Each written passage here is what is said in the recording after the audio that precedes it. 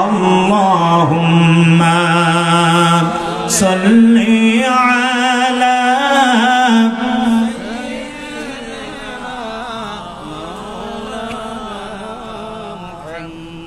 وعلى آل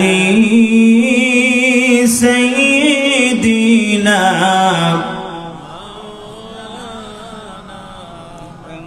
بلغ العلا بكماله كشف الدجى بجماله حسنت جميع خصاله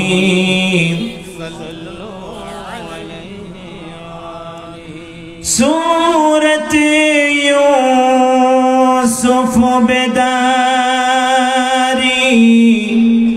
حكمة لقمان ما قارئ قرآن باري أيدي لسان ما بلغ العلا بكماله كشف الدجى بجماله حسنت جميع خصاله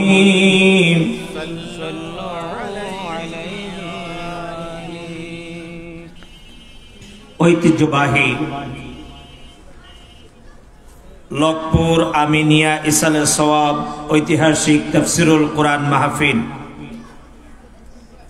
3 দিন ব্যাপী ঐতিহাসিক তাফসিরুল কোরআন মাহফিলের প্রথম রজনীর সুনামধন্য সভাপতি বিশিষ্ট সমাজসেবক লকপুর গ্রুপ ইন্ডাস্ট্রিজের সুযোগ্য চেয়ারম্যান বিশিষ্ট দানবীর হাজিউল হারামাইন জননেতা আলহাজ এস.এম. আমজাদ হোসাইন সাহেব, আল্লাহ সুবহানাহু ওয়া তাআলা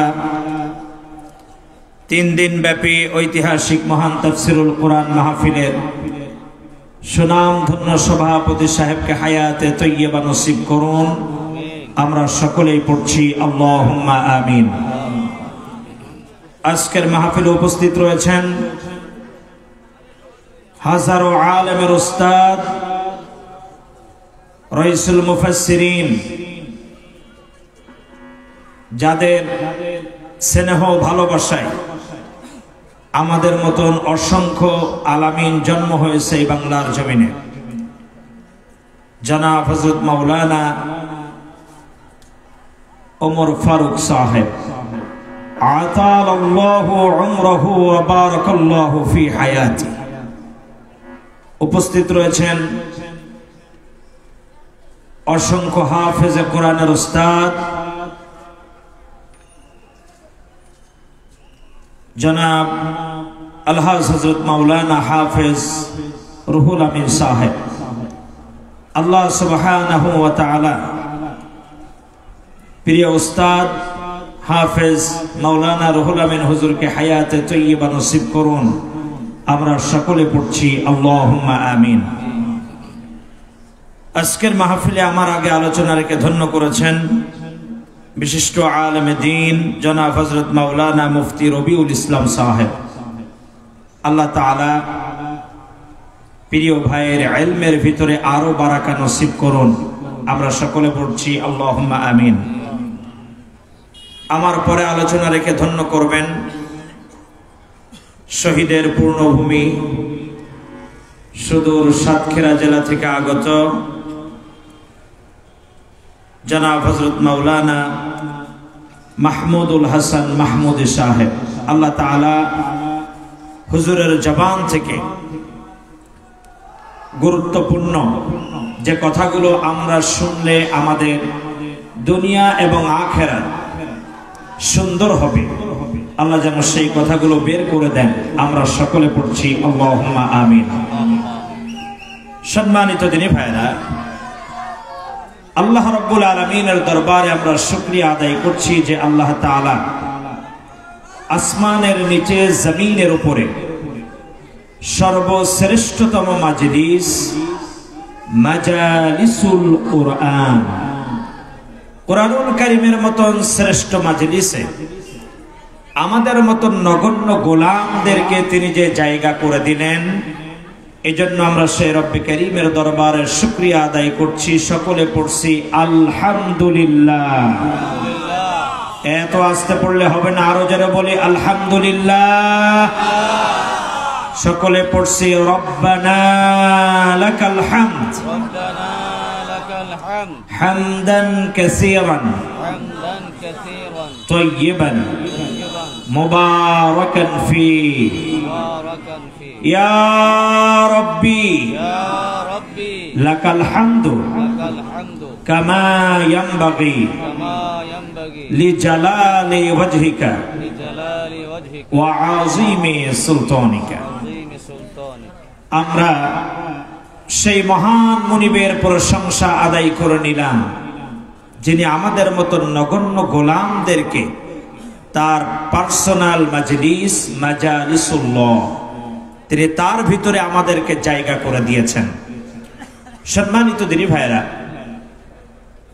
আজকের এই সামিয়ানার নিচে আমরা যারা বসে গিয়েছি, অসংখ্য এই লক্ষ্মপুর এলাকার আল্লাহর বান্দা বান্দীদের ভিতরে আমরা যে ভাগ্যবান, এতে কোনো সন্দেহ। আমি কথোপকথন করতে স্বাচ্ছন্দ্য বোধ করি, মেহেরবানি করে আমার কথার উত্তর দিতে হবে। অত্র এলাকায় যত আল্লাহর বান্দা বান্দীরা আছে, আমরা যারা এই সামিয়ানার নিচে জায়গা পেয়েছি, একমাত্র তারাই ভাগ্যবান। জোরে বলুন কথা ঠিক কিনা?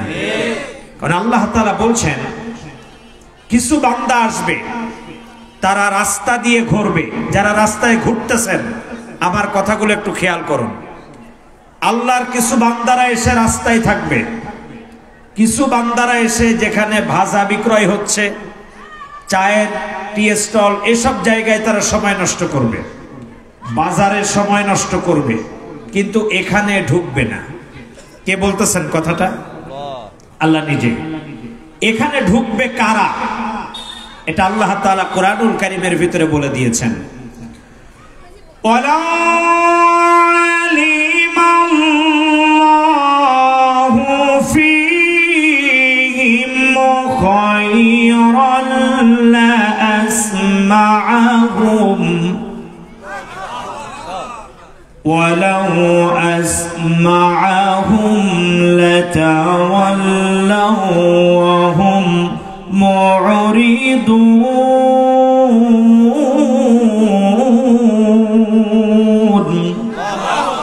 আল্লাহ তাআলা বলছেন, আমি যাদের ক্ষেত্রে জেনেছি কাদেরকে কোরআন শোনালে তাদের কল্যাণ হবে, তাদের লাভ হবে, সামান্যতম কল্যাণ হলেও হবে, আমি তাদেরকে রাস্তাঘাট থেকে ধরে, বাজার, বিভিন্ন স্থানে আড্ডার জায়গা থেকে ধরে ধরে এই সামিয়ানার নিচে হাজির করে দেব।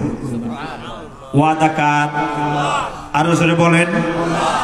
তার মানে আমাদের আলোচনা, এই আলোচনাটুকু শোনার পরে যারা এখানে প্রবেশ করবে, বুঝতে হবে আল্লাহ তাদের জন্য কল্যাণ রেখেছেন। আর আল্লাহ তাআলা বলছেন, আরেক শ্রেণীর বান্দাদেরকে আমি রাস্তায় দাঁড় করায় রাখবো, দোকানপাটে দাঁড় করাবো, কিন্তু এখানে ঢুকতে দেবো না। এখানে থাকলে তাদেরকে বের করে দেব। ওয়াদা কার? ইন্নাহুম আনিস সামঈ লামাযুলুন।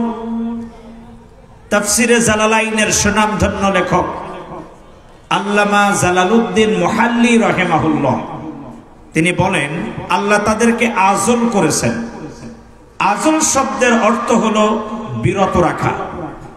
আমি আপনাদের কাছে শুনতে চাই, আল্লাহ তাআলা তাদেরকে কি শোনা থেকে বিরত রাখলেন?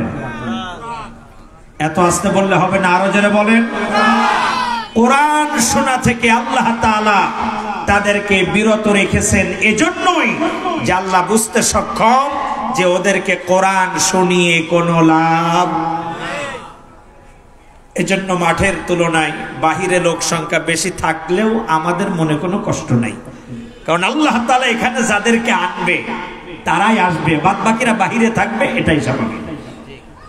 ঠিক আছে প্রিয় দিনী ভাইয়ের আমার, তবে যারা বাহিরে আছেন, রাস্তাঘাটে বাজারে, তাদেরকে বলছে একটু খেয়াল করুন আমার একটা কথা।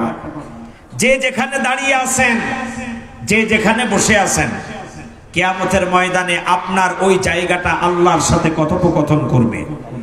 হয় আপনার নাজাতের পক্ষে অথবা আপনার জাহান্নামে যাওয়ার পক্ষে, দুটোর একটা। কথাটা কার? আল্লাহ রাব্বুল আলামিন বলছেন, ইন্না নাহনু নুহয়িল মাউতা ওয়া নাকতুবু মা কদ্দামু ওয়া আসারহুম ওয়া কুল্লা শাইইন আহসাইনাহু ফি ইমামিম মুবিন। আল্লাহু আকবার।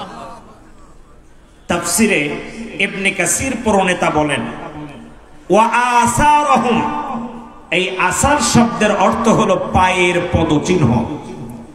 পায়ের, একটু জোরে বলেন, পায়ের পদচিহ্ন। অর্থাৎ আপনি আমি কদম ফেলে ফেলে কোথায় আসছি, কিয়ামতের ময়দানে এই কদমগুলো কথোপকথন করবে কার সাথে? আল্লাহ। আর আপনি বাড়ির থেকে পায়ে হেঁটে এসে রাস্তায় দাঁড়িয়ে আছেন, আপনি মেলার দোকানের সামনে দাঁড়িয়ে আছেন, এই কদম কিন্তু আল্লাহর সাথে সাক্ষ্য দিবে যে আল্লাহ কোরআনের মাহফিলে এসে, কোরআনের মাহফিলে আসে নাই, বাইরে ছিল। এখানে আমরা যারা বসে যাব, কিয়ামতের ময়দানে এই জায়গা আল্লাহ তাআলার কাছে আপনার আমার নাজাতের জন্য সুপারিশ করবে। ইয়াউমা ইযিন তুহাদ্দিসু আখবারাহা। আল্লাহু আকবার। এই জমিন কথা বলবে কার সাথে? যে যেখানে বসে আছি, জমিন আল্লাহকে ডাক দিয়ে বলবে, আল্লাহ তোমার বান্দা ঠান্ডার ভিতরে বসে বসে কোরআন শুনেছে, রব্বে কারীম আজকের তোমার বান্দাকে তুমি কোনো অবস্থাতেই জাহান্নামে দিতে পারো না। যেমন তারা তোমাকে না দেখে বিশ্বাস করেছে, আমি কোরআনকে প্রতিষ্ঠার জন্য সংগ্রাম করেছে, আল্লাহ আজকের তোমার এই বান্দা বান্দিগুলোকে তুমি বিনা হিসেবে জান্নাত দিয়ে দাও। তাহলে কোরআনুল কারীম আপনার আমার জন্য যদি আল্লাহর কাছে সুপারিশ করে, এটা লাভ নাকি লস? আর একটু জোরে বলেন। সেজন্য প্রিয় ভাইরা যারা বাহিরে আছেন, লম্বা চওড়া বক্তব্য আমরা কেউ রাখবো না। আমার প্রিয় ভাই মাহমুদুল হাসান ভাইও রাখবেন না, আমিও রাখবো না। তো সেজন্য অল্প কিছু সময় এখানে ব্যয় করে আমরা আখিরাতের কল্যাণ যেন বয়ে আনতে পারি, মেহেরবানি করে ভিতরে প্রবেশ করুন। আসুন, আমি যেখান থেকে আলোচনা করার ইচ্ছা পোষণ করেছি আগেই তেলাওয়াত করে নিতে চাই ইনশাআল্লাহ। মাইক অপারেটররা কই? মাইক তো চালাতে বুঝতেছে না, কোন সময় কি লাগে বলে দিলাম না রে ভাই। তেলাওয়াতের সময় বা সঙ্গীতের সময় কি লাগবে বলে দিলাম না, খেয়াল নাই? হ্যাঁ, এবার ওই জায়গায় বসে থাকেন, আর ওঠা যাবে না। আউযু বিল্লাহি মিনাশ শাইতানির রাজীম।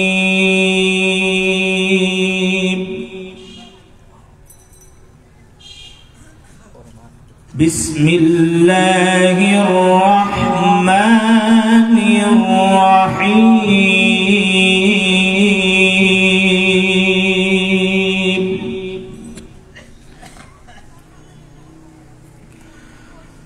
আলিফ লাম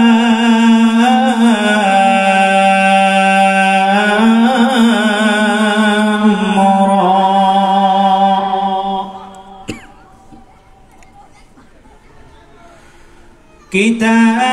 কিতাবুন আনজালনাহু ইলাইকা লিতুখরিজান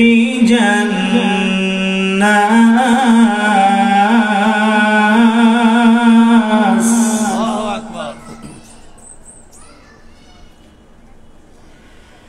লিতুখরিজান নাস মিনাল যুলুমাতি ইলান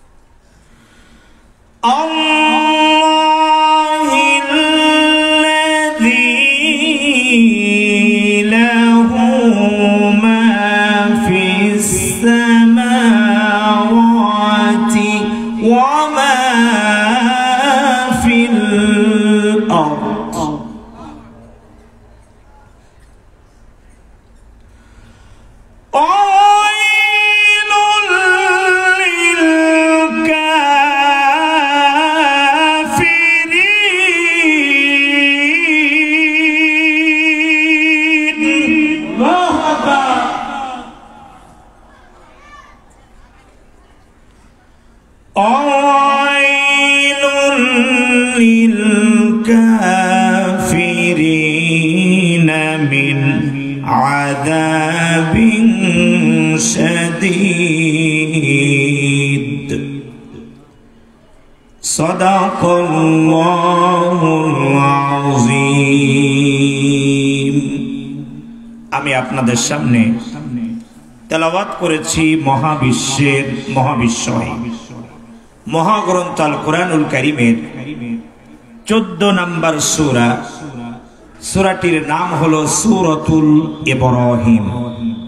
সূরাতুল, একটু জোরে আওয়াজ দিয়ে বলেন, সূরাতুল ইব্রাহিম। সূরা ইব্রাহিম এই নামকরণ করা হয়েছে অত্র সূরার 35 নম্বর আয়াতে কারিমা থেকে। সূরা ইব্রাহিম রাসূল আরবি এর মাক্কি জীবনের শেষ দিকের যে সূরাগুলো তারই সমসাময়িক একটি সূরা। রাসূল করিম সাল্লাল্লাহু আলাইহি ওয়াসাল্লামের মাক্কি জীবনের সর্বলাস্ট সূরার নাম ছিল সূরাতুল কসস। এরপরে আর কোন সূরা অবতীর্ণ মাক্কি জীবনে হয় নাই। তারই সমসাময়িক সূরার নাম হলো সূরাতুল ইব্রাহিম। সূরা ইব্রাহিম এর মোট আয়াত সংখ্যা হলো 52টি, রুকুর সংখ্যা 7টি। আমি প্রথম রুকুর মাত্র 2টি আয়াত আপনাদের সামনে তেলাওয়াত করেছি। সূরা ইব্রাহিমের উল্লেখযোগ্য বিষয়বস্তু 3টি। 1 নম্বর হলো নবী করিম সাল্লাল্লাহু আলাইহি ওয়াসাল্লামের দাওয়াতি কাজে বাধা প্রদান করা। নাম্বার 2 হলো বিশ্বনবী সাল্লাল্লাহু আলাইহি ওয়াসাল্লামের রিসালাতকে অস্বীকার করা। 3 নাম্বার হলো যারা এগুলোকে অস্বীকার করেছিল তাদেরকে দুনিয়া এবং আখিরাতে সতর্কবাণী দিয়ে আল্লাহ সুবহানাহু ওয়া তাআলা সূরা ইব্রাহিম অবতীর্ণ করেছিলেন। আমি এই 2টি আয়াতে কারিমার সংক্ষিপ্ত কথা বলার চেষ্টা করব ইনশাআল্লাহ। ক্বালু সুবহানাকা লা ইলমা লানা ইল্লা মা আল্লামতানা আলাইহি তাওয়াক্কালতু ওয়া ইলাইহি উনীব। সম্মানিত দিনী ভাইরা আমার, ভাই হালকা দেন সাউন্ড, হালকা সাউন্ড কমে গেছে, সাউন্ডটা আরেকটু দেবেন আর হালকা ভাষায় কথা রাখবেন। সূরা ইব্রাহিম আমরা ওয়ার্ড মিনিং আকারে একটার পর একটা আলোচনা বিষয়বস্তু বের করে নিব ইনশাআল্লাহ। আল্লাহ তাআলা সূরা ইব্রাহিমের সূচনায় এমন একটা শব্দ ব্যবহার করেছেন, একমাত্র কোরআনুল কারীম ব্যতীত আসমানের নিচে জমিনের উপরে আর কোন ধর্মগ্রন্থ বলেন, বিশ্ব ইসলামিক কোষ বলেন, ইতিহাস বলেন, অন্যান্য ধর্মগ্রন্থ বলেন, কোনটাই আপনি এই ধরনের শব্দ পাবেন না যেটাকে বলা হয় হুরুফে মুকাত্তাআত। এর অর্থ আসমানের নিচে জমিনের উপরে কেউ জানেন না, অনলি মাত্র একজনই ভালো জানেন। চিৎকার মেরে বলুন তার নাম কি? আল্লাহু আ'লামু বিমুরাদিহিম। এর অর্থ একমাত্র আল্লাহই ভালো জানেন। রাসূল আরবি তিনিও বলেন আমাকেও জানানো হয়। আরো জোরে বলেন। এরপরে আল্লাহ রাব্বুল আলামিন বলছেন কিতাবুন আনজালনাহু ইলাইকা লিতুখরিজান নাস মিনাজ যুলুমাতি ইলান নূর। কিতাবুন আনজালনা, হে মুহাম্মদ সাল্লাল্লাহু আলাইহি ওয়াসাল্লাম, এটা একটি কিতাব। এটা একটি কি? আরেকটু জোরে বলেন। এটা একটি কিতাব যা আপনার উপরে অবতীর্ণ করা হলো। আমাদের প্রাথমিকভাবে যেতে হবে, তাহলে এই কিতাবের মালিক কে?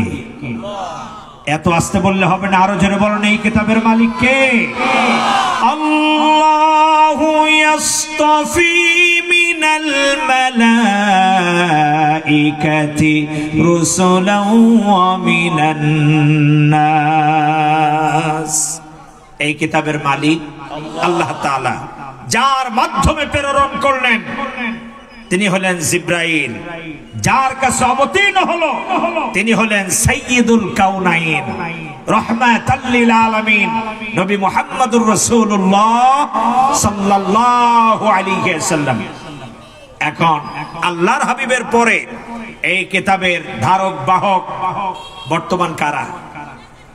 একটু জোরে বলেন। আমরা যারা মানুষ, এই দায়িত্ব এখন আমাদের। প্রিয় ভাইয়েরা আমার, আল্লাহ তাআলা এই কিতাব অবতীর্ণ করলেন। এই কিতাব সংরক্ষিত কোন জায়গায়? আর একটু জোরে বলেন। নাজিলের স্থান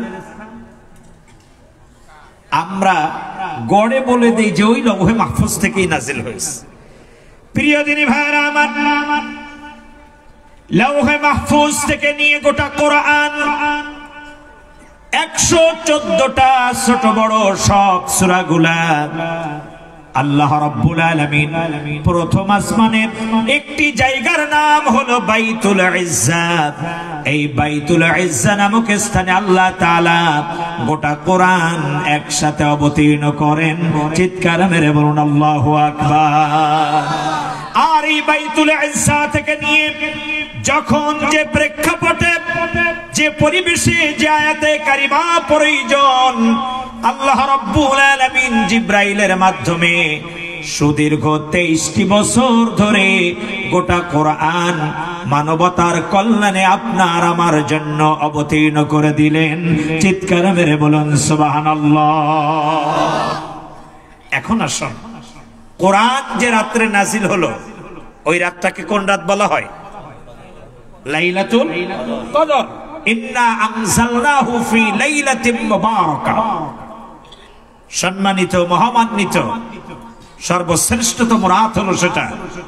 সেই রাতটি হলো ইন্না আনজালনাহু ফি লাইলাতিল কদর। এই লাইলাতুল কদরে কোরআনুল কারীম অবতীর্ণ করলেন আল্লাহ রাব্বুল আলামিন। যেহেতু কদরের রাত্রে নাজিল হচ্ছে, সিস্টেম অনুযায়ী, সিরিয়াল মোতাবেক কোন সূরা নাজিল হওয়ার দরকার ছিল? বলেন। সূরাতুল কদর। কিন্তু আল্লাহ তাআলা সূরা কদর নাজিল না করে কোন সূরা নাজিল করলেন? সূরাতুল, আরে রোনালদোর আব্বার নাম কি তা বলতে পারবো, কিন্তু কোন সূরা নাজিল হয়েছে আগে এটা বলতে পারবো না। সূরা আলাক অনেকে জানে না, কিন্তু সূরা ইকরা বিসমি রাব্বিকাল লাযী, তাই না? পড়ুন তো আমার সাথে জবান ছেড়ে দিয়ে সকলেই, ইকরা বিসমি রাব্বিকাল লাযী খালাক, খালাকাল ইনসানা মিন আলাক, ইকরা ওয়া রাব্বুকাল আকরাম الذي علم بالقلم علم الإنسان ما لم يعلم। اقرأ পড়ো। ইকরা শব্দের অর্থ কি? এই পড়া মানে কি? আগামী 1 তারিখ বা 2 তারিখ থেকে যে রমজানুল মুবারক আসতেছে, হাফেজ সাহেবরা যেভাবে পড়বে, তারা বুঝুক আর না বুঝুক, আর মুসাল্লি বুঝুক আর না বুঝুক, এই পড়া কি সেই পড়া? এই ইকরা শব্দের অর্থ হলো তাদাব্বুর করে পড়া। তাদাব্বুর শব্দের অর্থ হলো গবেষণা করে পড়া, বুঝে বুঝে পড়া। বুঝে পড়ার নাম হলো ইকরা। বুঝে পড়ার নাম কি? আর একটু জোরে বলেন। এখন আল্লাহ তাআলা কোরআনটা নাজিল করেই, ইকরা এটা হলো আমরের সিগা, ইম্পারেটিভ সেন্টেন্স। আল্লাহ তাআলা কোরআন নাজিল করে আপনাকে আমাকে অনুরোধ করেন নাই, সরাসরি আদেশ করতেছেন যে কোরআনটা দিয়েছি, এই কোরআনটা একটু বুঝে পড়ো। এবার আসুন, আল্লাহ কেন বুঝে পড়তে বললেন কোরআন?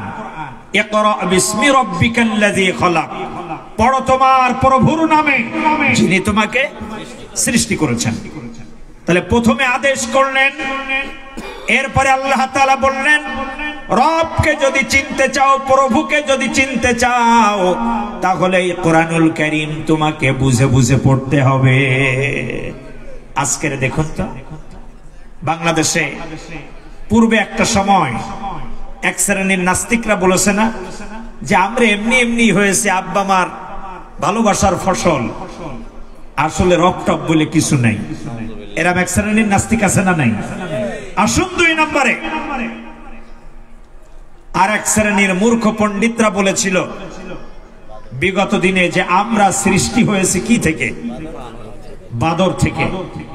আর আমাদের সোনামণিদেরকে এই শিক্ষা প্রদান করার জন্য শিক্ষকদেরকে বাধ্য করা হয়েছিল। জোরে বলুন কথা ঠিক কিনা? আসলে তারা বুদ্ধিজীবী ছিল, তারা শিক্ষিত ছিল, সব ঠিক আছে, কিন্তু ডক্টর মোহাম্মদ শহীদুল্লাহর একটি উক্তি আছে, তুমি যত বড়ই পণ্ডিত হও না কেন, তোমার ভিতরে যদি কোরআনের জ্ঞান না থাকে তুমি মূর্খ পণ্ডিত।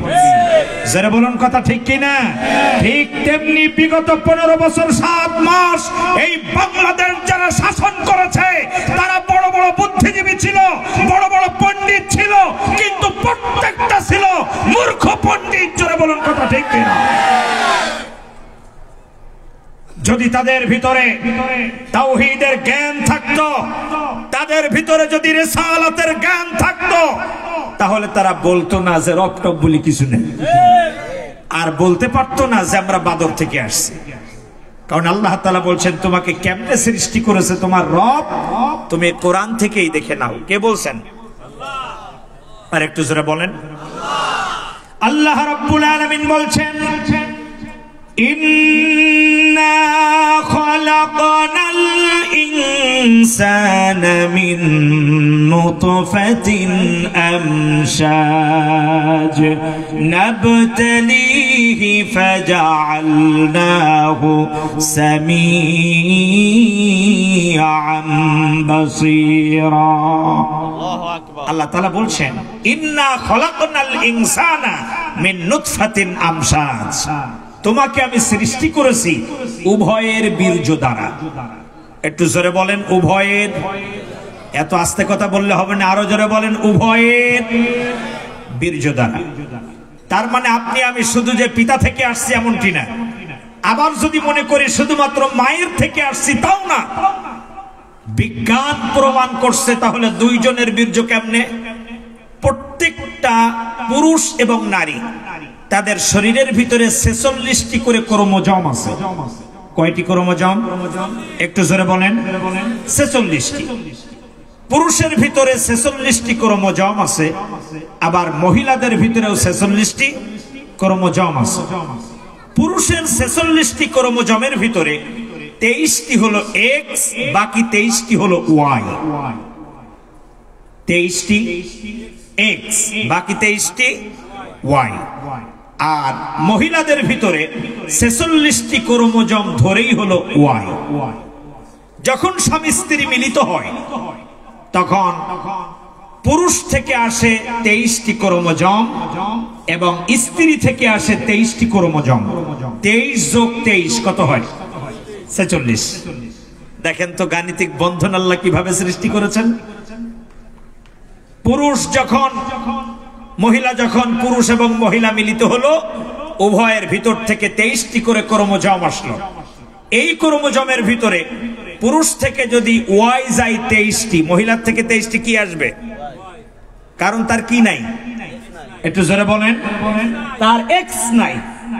মহিলার থেকে যখন 23টি ওয়াই আসবে আর পুরুষ থেকে যখন 23টি ওয়াই যাবে, ওয়াই ওয়াই মিলিত হয়ে সন্তান জন্মগ্রহণ করবে মেয়ে। চিৎকার মেরে বলুন আল্লাহু আকবার।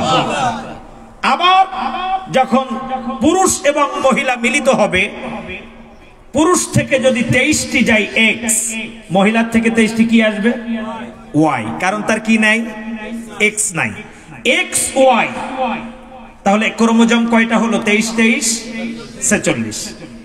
এই 23 23 যুক্ত হয়ে এক্স ওয়াই যখন মিলিত হবে তখন সন্তান জন্মগ্রহণ করবে ছেলে। চিৎকার মেরে বলুন আল্লাহু আকবার। আমি আপনাদের কাছে শুনতে চাই, একটু বলুন তো তাহলে ছেলে হোক মেয়ে হোক দুইটা হয় কি পুরুষ থেকে না মহিলা থেকে?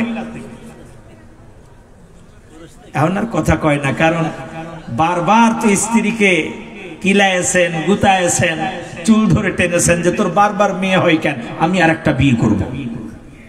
সেই জন্য এখন আমরা অপরাধী হয়ে গেছি। একটু কথা বলতে হবে। তাহলে ছেলে হোক মেয়ে হোক, কার পরিবর্তনের কারণে? এত আস্তে বলেন না, একটু জোরে বলেন। ছেলে থেকে। কিন্তু এই সমাজে মাইডা খাই কেডা? চুলটা নানি খাই কেডা? জুতার বাড়ি খাই কে? ঘর থেকে বের হয় কে? বারবার মেয়ে হওয়ার কারণে তাকে তালাক দেয় কে? পুরুষ। যে ননদি, যে শাশুড়ি বারবার মেয়ে হওয়ার কারণে ভাবির চুল ধরে টানেন, আজকের যে আপনার ভাইয়ের চুলের মুটকি ধরে টানবেন, কারণ অপরাধ আপনার ভাইয়ের, ওই মেয়ের না। প্রিয় ভাইয়ের আমার, তাহলে আল্লাহ তাআলা বলছেন ইন্না খালাকনাল ইনসানা মিন নুতফাতিন আমশাজ, আমি উভয়ের বীর্য দ্বারা সৃষ্টি করেছি। কে বলতেছেন? নাবতালিহি ফাজআলনাহু সামিআম বাসীরা। ও বান্দা, তোমাকে শুধু সৃষ্টি করেই শেষ করে দেই নাই, তোমাকে আমি সামিয়া দিয়েছি, অর্থাৎ শ্রবণ শক্তি। শুধু শ্রবণ করলেই হবে না, এর সাথে আমি তোমাকে দিয়ে দিলাম বাসীরা, অর্থাৎ দৃষ্টি শক্তি। আজকের এখানে এই 3 দিন ব্যাপী তাফসীরুল কোরআন মাহফিলে যা শুনবেন, যতদিন বাঁচবেন ততদিন এই চোখ দিয়ে দিয়ে বাস্তবায়ন করতে হবে। এজন্যই আল্লাহ তাআলা বলতেছেন যে ওই কাহারডাঙ্গায় যাও, মসজিদের সামনে বসো আর কান দিয়ে শোনো। এতদিন যা করো নাই ওখানে শুনে যতদিন বাঁচবে বাসীরা, চোখ দিয়ে সেই কাজগুলো করবে।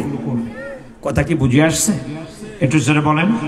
প্রিয় ভাইয়ের আমার, তাহলে আল্লাহ তাআলা কোরআনুল কারীম নাজিল করেই আপনাকে আমাকে অনুরোধ করেছেন না আদেশ করেছেন?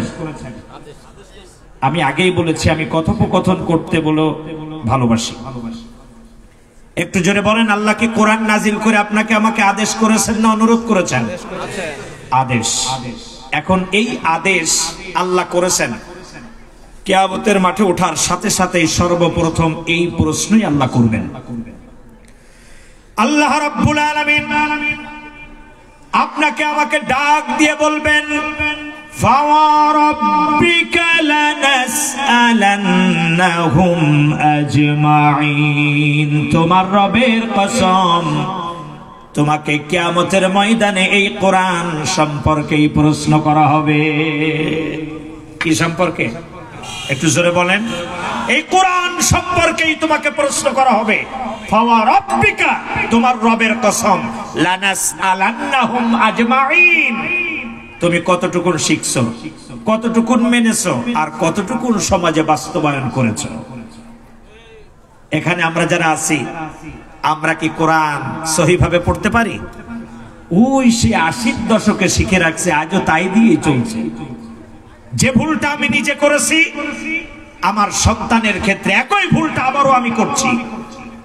সন্তানের ক্ষেত্রে যে ভুলটা করেছি, নাতিদের ক্ষেত্রে একই ভুল আবার করছি। আপনার আমার সন্তান ডিসি হবে, এসপি হবে, লয়ার হবে, ডাক্তার হবে, ইঞ্জিনিয়ার হবে, কিন্তু সর্বপ্রথম তার ভিতরে কোরআনের জ্ঞান ঢুকাতে হবে। কথা কি বুঝে আসছে? বলতে পারেন যে তাকে মানুষ করে দিয়েছে, এখন খুঁটি খেতে শিখছে, তো কাজেই এখন ওর দায়িত্ব। জি না, ও পিতা, আপনি আপনার সন্তানকে আল্লাহর সাথে কেন পরিচয় করিয়ে দেন নাই, এই জন্য আপনাকে কিয়ামতের ময়দানে আসামি হতে হবে। কে বলছেন? ইয়া বুনাইয়া ইন্নাহা ইন তাকু মিসকালা হাববাতিন মিন খারদালিন ফাতাকুন ফি সাখরাতিন أو في السماوات أو في الأرض يأتي بها الله إن ইন্নাল্লাহা লাতীফুন খবীর। এই উক্তিটা কোনো নবীর না, কোন রাসূলেরও না। হাল কানা লুকমানু নাবিয়্যান আও আবদান সালিহান, তিনি কি কোন নবী ছিলেন, কোন রাসূল ছিলেন না। আও আবদান সালিহান, একজন নেককার বান্দা ছিলেন তিনি। এমন কি মুহাম্মদ সাল্লাল্লাহু আলাইহি ওয়াসাল্লামের উম্মত না, তিনি ছিলেন একজন রাখাল, ছিলেন আপনার নিগ্রো, নাকবোসা, খাটো মানুষ। সাইয়েদনা লোকমান তিনি তার সন্তানকে ডাক দিয়ে বলছে, কলিজার টুকরা সন্তান, যদি কোনো বস্তু সরিষার দানা পরিমাণ হয়, আর তা যদি থাকে পাথরের খণ্ডে অথবা মাটির ভূগর্ভে অথবা আসমানে, যেখানেই থাকুক না কেন কলিজার টুকরা সন্তান, তার খবর একজন রাখেন, তিনি কে? তাহলে কলিজার টুকরা সন্তানকে কি বুঝাচ্ছেন? যে তুমি যা কিছু করো না কেন ও সন্তান, সব একজন দেখতেছেন, তিনি কে? আরো জোরে বলেন, তিনি কে? আমার প্রশ্ন হলো, এখানে যারা পিতা হয়েছেন, সন্তানকে 1 বছরের ভিতরে এই ধরনের কোন উপদেশ আপনি নিজ থেকে দিয়েছেন কিনা? দেন নাই। নিজে যে ভুলটা করেছেন, সন্তানের ক্ষেত্রে একই ভুলটা আবারও করছেন। এজন্য আমি সকলের কাছে অনুরোধ করব, সন্তানদেরকে আগে কোরআনের হাফেজ বানিয়ে ফেলেন, মাদ্রাসায় আগে ভর্তি করেন। আপনার সন্তান যদি বড় অফিসার হয়, ইঞ্জিনিয়ার হয়, আপনার সন্তান ইঞ্জিনিয়ার হবে, সৎ ইঞ্জিনিয়ার, অফিসার হবে, তার অফিসের ভিতরে একটা ঘুষ থাকবে না।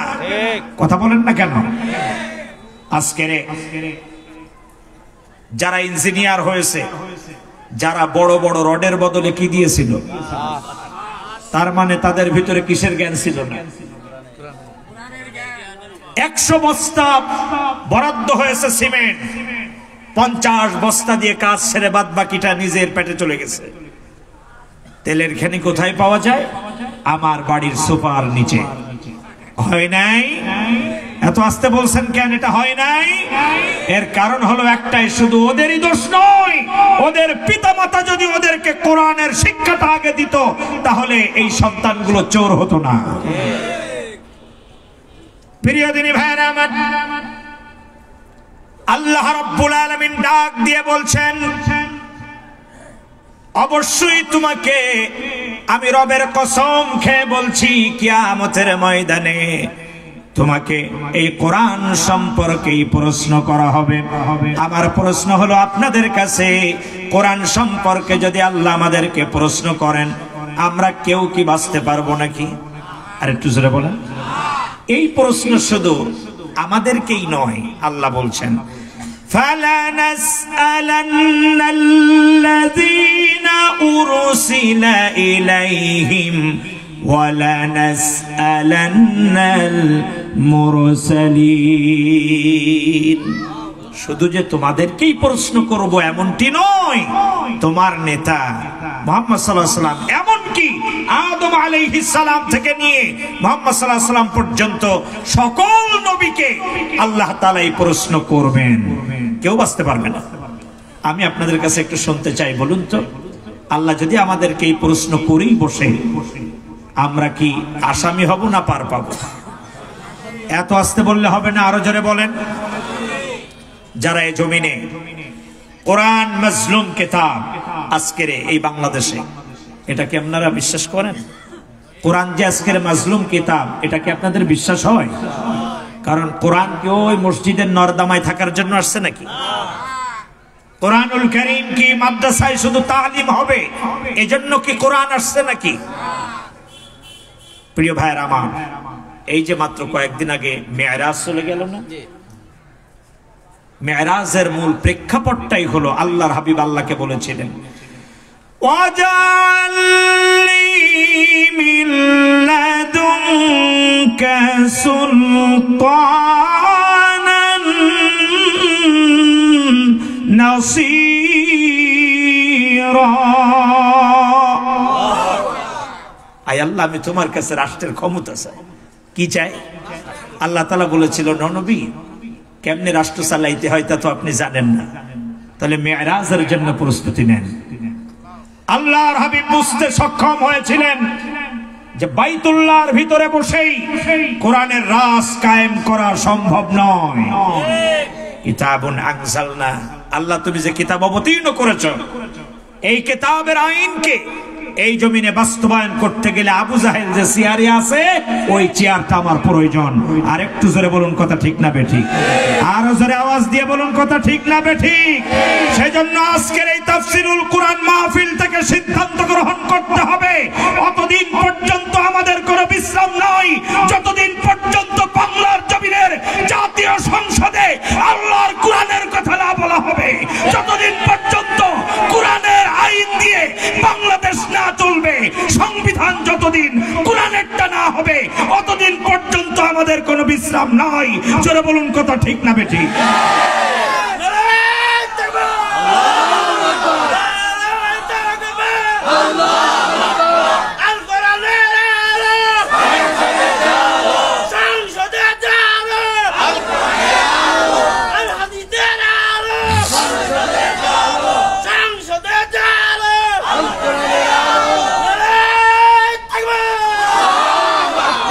শুনুন, আজকের পর থেকে আল কোরআনের আরো ঘরে ঘরে জালো, এই স্লোগান কেউ দেবেন না। এটা ছিল আবু জাহেলের স্লোগান।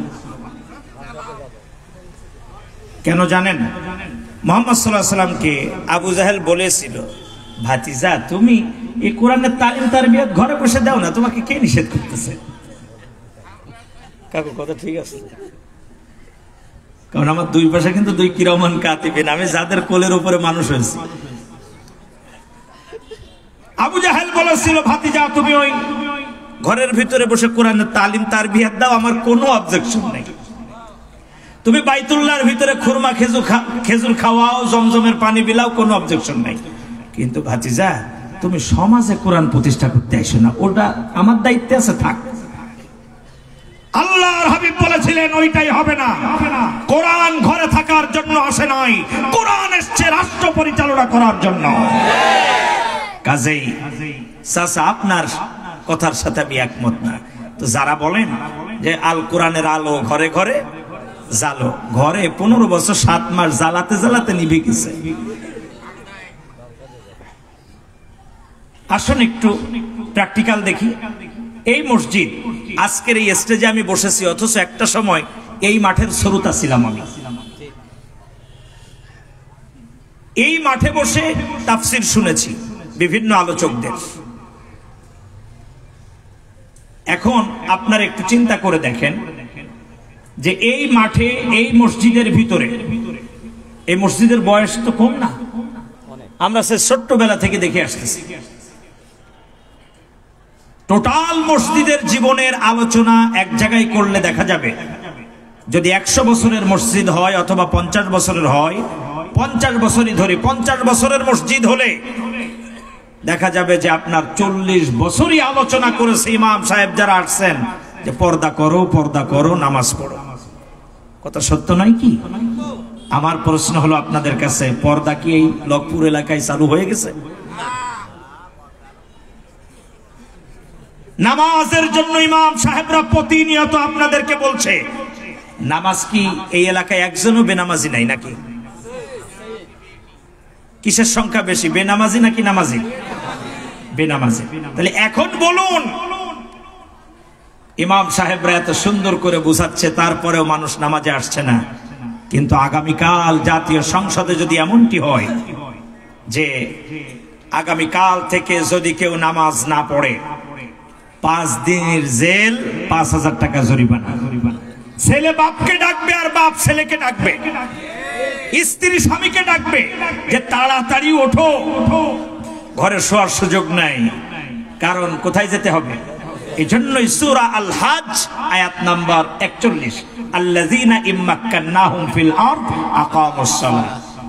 আল্লাহ তাআলা বলছেন দুনিয়াতে নেতা হবে যারা নামাজ কায়েম করবে, তারা যাকাত প্রদান করবে, তারা সৎ কাজের আদেশ দেবে, তারা অসৎ কাজে নিষেধ করবে তারা। এর কারণ কি? আদেশ করতে গেলে পেছনে ক্ষমতা লাগে, পেছনে কি লাগে? আর একটু জোরে বলেন।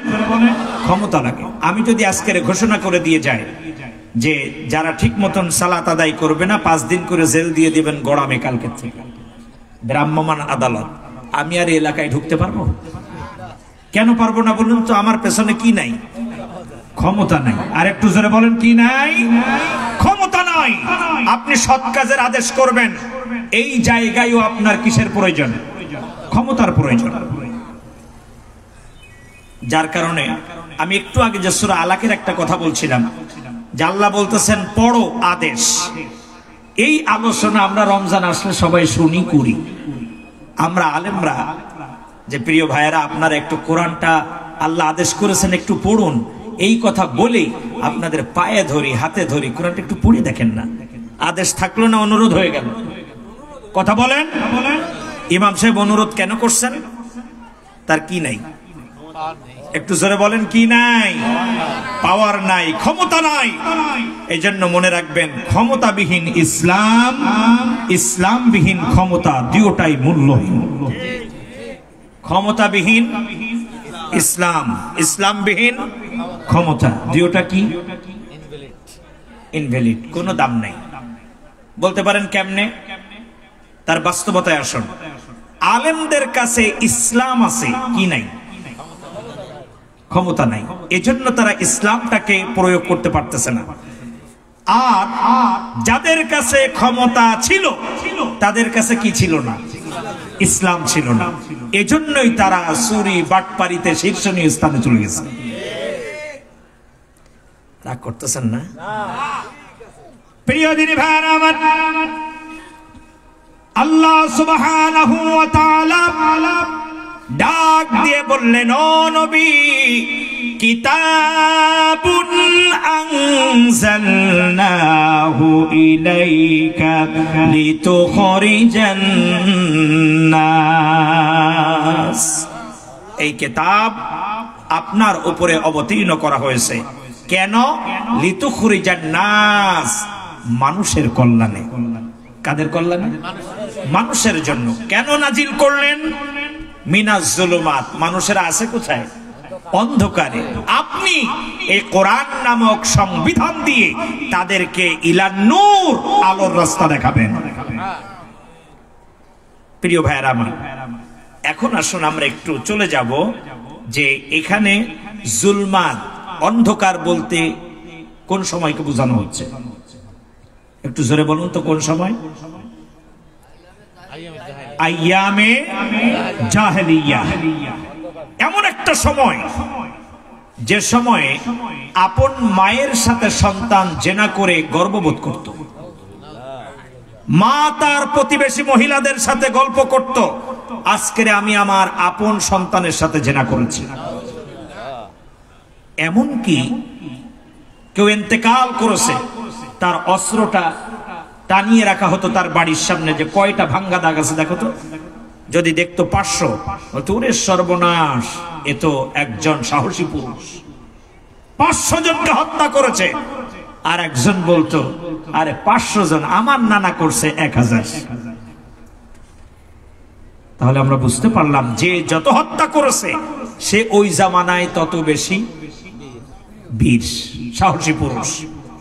যে যত বেশি জেনা করতে পেরেছে ওই জামানায় সে তত বেশি বীর পুরুষ, শক্তিশালী পুরুষ। আচ্ছা বলুন তো, ওইরকম অন্ধকার কি এখন বাংলাদেশে আছে? আপনারা বলেছেন নাই। একটু কোরআন দিয়ে দেখি তো আছে কিনা। আমার কাছে মনে হয় ওর চেয়ে আরো বেশি অন্ধকার বাংলাদেশে। তার বাস্তবতা হলো, তদানীন্তন সময়ে মানুষ মানুষকে হত্যা করেছে, ইতিহাস আছে। কিন্তু রাতের বেলায় কেউ কাউকে গুম করেছে, এরাম ইতিহাস ছিল না। আমি আপনাদের কাছে শুনতে চাই, বাংলাদেশে কি গুম করার ইতিহাস ছিল কি ছিল না? ভয় পাচ্ছেন নাকি? একটু জোরে বলেন, ছিল কি ছিল না? এখানেই শেষ না। ওই জাহেলিয়াত যুগে শিশু হত্যা করেছে, ইতিহাস আছে। জীবন্ত কবর দিয়েছে, ইতিহাস আছে। কিন্তু শিশু ধর্ষণ করেছে, এরম ইতিহাস নাই। আমাদের এই বাগেরহাট জেলা বলেন, খুলনা জেলা বলেন, এসব জায়গায় এই কোর্টে আপনার শিশু ধর্ষণের মামলা আছে না নাই? তার মানে ওই জাহেলিয়াতের তুলনায় বর্তমান বাংলাদেশের জাহেলিয়াত আরো বেশি। এখানেই শেষ না, আরো আসুন। জাহেলিয়াত যুগে কেউ কাউকে হত্যা করতে গেছে, হত্যা করে রেখেই চলে আসছে, অথবা ডাকাতি করতে গেছে, ডাকাতি করে নিয়ে চলে আসছে। কিন্তু এমন ইতিহাস নাই যে ডাকাতি করতে গেছে, যে দেখছে এই বাড়িতে সুন্দরী একটা পুত্রবধূ আছে, কাজে এক কাজ করো, স্বামীকে এক ঘরে আটকাও, তার শ্বশুর শাশুড়িকে আরেক ঘরে আটকাও, এরপরে ইচ্ছা মতন গণধর্ষণ করো। এখানেই শেষ না, শেষ পর্যন্ত তাকে হত্যা করো। বাংলাদেশে এমন ইতিহাস আছে না নাই? কিন্তু জাহেলিয়াত যুগে এই ধরনের ইতিহাস ছিল। ডাকাতি করতে গেছে, ডাকাতি করে নিয়ে চলে আসছে, কাউকে ধর্ষণ করতে গেছে, ধর্ষণ করে রেখে চলে আসছে, অন্য আর একটা করে নাই। এবার আসুন, জাহেলিয়াত যুগে মানুষ মানুষকে হত্যা করেছে, কিন্তু আয়না ঘর ছিল না। একটু জোরে বলেন, কি ছিল না? আমি শুনতে চাই, বাংলাদেশে আয়না ঘর আছে না নাই? ছিল কি না? তার মানে ওই জাহেলিয়াতের তুলনায় বর্তমান বাংলাদেশের জাহেলিয়াত আরো জোরে বলেন। প্রিয় দিনী ভাইরা আমার, এবার তাহলে বলুন, ওই জাহেলিয়াতকে আল্লাহর হাবিব রাহমাতাল লিল আলামিন এই কোরআনের আলো দিয়ে দূর করেছিল। বর্তমান বাংলাদেশের জাহেলিয়াত দূর করতে গেলে কোন সংবিধান লাগবে? যারা বললেন এই কয়জনই বুঝলেন, বাদ বাকিরা বুঝলেন না। আল্লাহর হাবিব কোরআন নামক সংবিধান দিয়ে ওই জাহেলিয়াতকে দূর করেছিল। তাহলে বাংলাদেশের এই 15 বছর 7 মাসের জাহেলিয়াত, অন্ধকার, জুলমা দূর করতে গেলে কোন সংবিধান লাগবে? এত আস্তে বললে হবে না, আরো জোরে বলেন, কোন সংবিধান লাগবে? কাজেই তাহলে আগামী যে দিনটি আসতেছে, ব্যালটের মাধ্যমে যে যুদ্ধের সময় আসতেছে, ওই যুদ্ধের সময় ও তাওহীদের জনতা আজকের এই ময়দান থেকে শপথ নিতে হবে, কোরআনের সংবিধান বাস্তবায়নের জন্য যারা কাজ করবে তাদের পেছনে আমরা সংগ্রাম করব। কে কে রাজি আছেন? দুহাত তুলে আল্লাহকে দেখাও।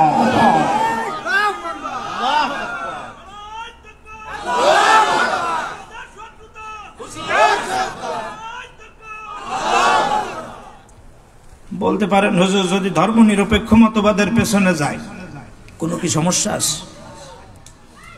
একটা কথা মনে রাখবেন, কোরআনের দল করা ব্যতীত আপনার নামাজ, আপনার রোজা, আপনার হজ, আপনার যাকাত, আপনার মসজিদে দান করা, টাইলস লাগানো, গ্রিল লাগানো, গ্লাস লাগানো, কোনটাই আল্লাহর কাছে কবুলযোগ্য নয়। কে বলতেছেন? আল্লাহ রাব্বুল আলামিন বলছেন, আল্লাযীনা কাফারু ওয়া সাদ্দু আন সাবিলিল্লাহি আযাল্লা আমালাহুম। আল্লাযীনা কাফারু, যারা কুফরি করেছে, অর্থাৎ যারা মানব রচিত আইনের পক্ষে লড়াই করেছে। পৃথিবীর সকল মুফাসসিরগণ একমত, তারা কি করেছে? কুফরি করেছে। আল্লাযীনা কাফারু, যারা কুফরি করলো, ওয়াসাদ্দু আন সাবিলিল্লাহ, যারা আল্লাহর রাস্তায় চলে ওই রাস্তায় যারা বাধা দিল। আজকের কোরআনের কর্মীদেরকে যে কারণে শহীদ করা হলো, তার একটাই মাত্র কারণ, তারা বলেছিল এই জমিন আল্লাহর, আসমান আল্লাহর, এই পৃথিবীটা চলবে একজনের সংবিধান দিয়ে, তিনি কে? শুধু এই অপরাধের কারণেই তাদেরকে শহীদ করা হয়েছে। কোরআনের পাখিকে বিষ প্রয়োগের মাধ্যমে হত্যা করা হয়েছে, শুধু একটা কারণ, আর কিছু না। ওয়াসাদ্দু আন সাবিলিল্লাহ, যারা এই কাজ করলো, আদাল্লা আমালাহুম, আল্লাহ বলছেন আমি তাদের আমলগুলোকে ব্যর্থ করে দিলাম, বরবাদ করে দিলাম। প্রিয় দিনী ভাইরা আমার, আল্লাহ রাব্বুল আলামিন ডাক দিয়ে বললেন, ও নবী, যে কিতাব আপনার উপরে অবতীর্ণ করলাম, এই কিতাবের সংবিধান দিয়ে আপনি এই সমাজের অন্ধকারগুলো আপনি দূর করে দিবেন। এখন এই অন্ধকারের সময়টা কেমন দেখুন। এই পৃথিবীতে এনি টাইম অসংখ্য নবী একসাথে ছিল। মনে করেন এই বাগেরহাট জেলার জন্য একজন নবী, খুলনা জেলার জন্য আর একজন নবী, কওম ভিত্তিক নবী, আঞ্চলিক নবী। কিন্তু একটা টাইম ছিল একজন নবীও পৃথিবীতে ছিল। ওয়ায়াকতুলুনাল আমবিয়া বিগাইরি হক, নবী এর বহু বচন হলো আম্বিয়া।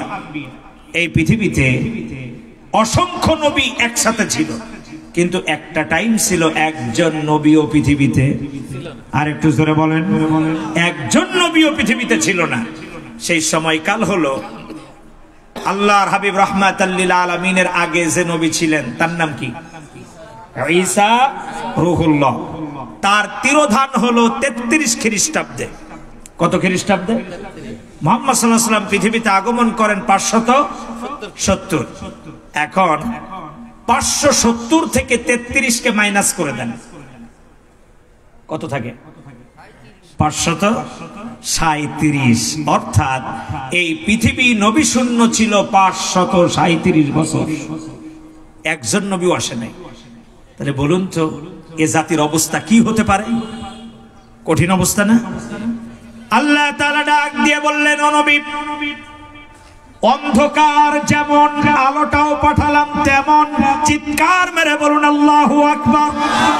ওয়াদাইয়ান ইলাল্লাহি বিইজনিহি ওয়া সিরাজাম মুনীরা।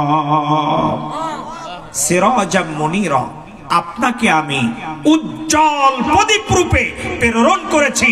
চিৎকার মেরে বলুন আল্লাহু আকবার। সাথে কি দিলাম? কিতাবুন আনজালনা, আমি যে কিতাবটা দিয়েছি এই কিতাবে কি আছে জানো? কদ জাআকুম মিনাল্লাহি নূরুন ওয়া কিতাবুম মুবিন। এই কিতাবটা আমি আলো দিয়ে ভরপুর করে দিয়েছি। আপনি এই নূর, এই আলো দিয়ে লিতুখরিজান নাস, যে মানুষেরা কোথায় ডুবে আছে? অন্ধকারে। আপনি তাদেরকে এই আলো দিয়ে ইলান নূর, আলোর দিকে আহ্বান করুন। চিৎকার মেরে বলুন আল্লাহু আকবার। সে আল্লাহর নামে একটু জিকির করি, লা ইলাহা ইল্লাল্লাহ।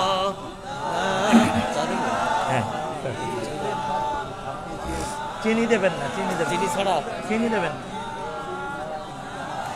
জোরে লা ইলাহা ইল্লাল্লাহ, লা ইলাহা ইল্লাল্লাহ। আর জোরে লা ইলাহা ইল্লাল্লাহ। কেউ না করুক আমি করব কাজ, কেউ না করুক আমি করব কাজ। আল কোরআনের আহ্বানে, দিন কায়েমের প্রয়োজনে। আল কোরআনের আহ্বানে, দিন কায়েমের প্রয়োজনে। নতুন করে আবার আমি শপথ নিলাম আজ, কেউ না করুক আমি করব কাজ। লা ইলাহা ইল্লাল্লাহ। আচ্ছা, যা আছে তাই দিন, গলাটা বেশি যায়। লা ইলাহা ইল্লাল্লাহ। জোরে লা ইলাহা ইল্লাল্লাহ, লা ইলাহা ইল্লাল্লাহ, লা ইলাহা মুহাম্মাদুর রাসূলুল্লাহ। আল্লাহুম্মা সাল্লি আলা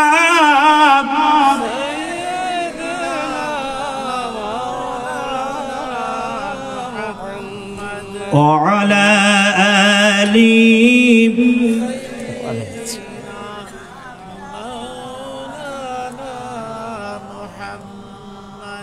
প্রিয় ভাইরা আমার, এবার আসুন এই অন্ধকার দূর করতে হবে কোন কিতাব দিয়ে?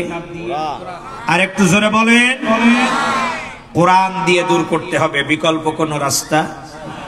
এখন কোরআনুল কারীমের সংবিধানকে এই জমিনে প্রতিষ্ঠিত করে অন্ধকার দূর করবার জন্য যখন আপনি আমি চেষ্টা করব, তখন বাধা হয়ে দাঁড়াবে যারা তাগুত। কারা বাধা দেবে? আল্লাহ তাআলা বলছে এই তাগুতরা যাবে কোথায়? জাহান্নামে। ফাআম্মা মান তাগা ওয়া আসারাল হায়াতাদ দুনিয়া। তাগুত কাকে বলা হয়? যারা সীমা লঙ্ঘনকারী। এই যে পেছনে আমাদের একটা খাল আছে না, এই খালে যে সময় আপনার অতিরিক্ত পানি আসে, পানি ঢোকে, এমন অবস্থা হয় যে এই মাঠেও প্রবেশ করবে, তখন আমরা কি বলি? পানি তার সীমা লঙ্ঘন করেছে, জোয়ার। আরব আমিরাতের মানুষেরা বলে তগল মাউ, অর্থাৎ পানি তার সীমা লঙ্ঘন করেছে। তাগুতের চরিত্রটা কেমন দেখুন এবার। এমনও তাগুত আছে যাদের নাম আব্দুর রহমান হতে পারে, আব্দুল করিম হতে পারে, আব্দুল সত্তার হতে পারে। কথা কি বুঝে আসছে? তাগুত একটা উদাহরণ দিলে সহজ হবে। এই লক্ষ্মীপুর ইউনিয়নে একটা পরিষদ আছে না, এই পরিষদের একজন কি আছে? চেয়ারম্যান। চেয়ারম্যানের আন্ডারে যারা কাজ করে তাদেরকে কি বলে? মেম্বার। মনে করেন চেয়ারম্যান একটা নোটিশ করেছে, আগামীকাল সকাল 10টায় আমাদের সভাকক্ষে জরুরি একটা অনুষ্ঠানের আয়োজন করা হয়েছে, মেম্বাররা উপস্থিত থাকবে। এই নোটিশ করার পর সচিব সবার কাছে যে স্বাক্ষর নিচ্ছে। এর ভিতরে কিছু সংখ্যক মেম্বাররা বলছে আমরা স্বাক্ষরও করলাম এবং অনুষ্ঠানে যাব এবং কি করলাম? কথা বলেন। স্বাক্ষরও করলাম এবং অনুষ্ঠানে যাব। এই এক শ্রেণীর লোক পাওয়া গেল। আরেক শ্রেণীর মেম্বাররা বলল স্বাক্ষর করলাম কিন্তু যাব না। দল কয়টা হলো? দুইটা। আরেক শ্রেণীর মেম্বাররা বলল যাবও না, স্বাক্ষর করব না। দল কয়টা হলো? তিনটে। আরেক শ্রেণীর মেম্বাররা বলল যাব না, স্বাক্ষর করব না, যারা যাবে তাদের ঠ্যাং ভেঙে হাতে ধরায় দেব। এমনকি ওইখানে এই সভা আমরা হতে দেব না। বলুন তো, যারা প্রথমে বলেছে যে আমরা যাব এবং স্বাক্ষর করলাম, এদের চরিত্র কিসের চরিত্র? মোমেন। কিসের চরিত্র? মোমেনের চরিত্র। নাম্বার 2 হলো যারা বলেছে স্বাক্ষর করলাম কিন্তু যাব, তারা কি? মুনাফিক। যারা বলেছে যে যাব না, স্বাক্ষরও করব না, তারা কারা?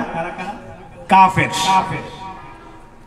আর যারা বলেছে যাব না, স্বাক্ষর করব না, যারা যাবে তাদের ঠ্যাং ভেঙে কোথায় ধরা দেব, আর ওখানে আমরা বেঁচে থাকতে অনুষ্ঠান হতে দেব না, তারা কারা? তারা হলো তাগুত, তারা হলো সীমা লঙ্ঘনকারী। তাদের পরিচয় তারা কি? আর একটু জোরে বলেন। তারা হলো তাগুত। ঠিক তেমনি এই বাংলার জমিনে এমন কিছু মানুষ আছে, তারা চায় কোরআন দিয়ে কথা হবে মসজিদে, তালিম হবে মাদ্রাসায়, কিন্তু এই সমাজে রাষ্ট্রে আল্লাহর কোরআনের আইন প্রতিষ্ঠিত হতে দেওয়া যাবে না। এরকম এক শ্রেণীর চরিত্রের মানুষ আছে না নাই? এবার আসুন, ইমাম সাহেবরা যখন কোরআন দিয়ে কথা বলে তখন এই লোকগুলো বলে আমরা কি মুসলমান না?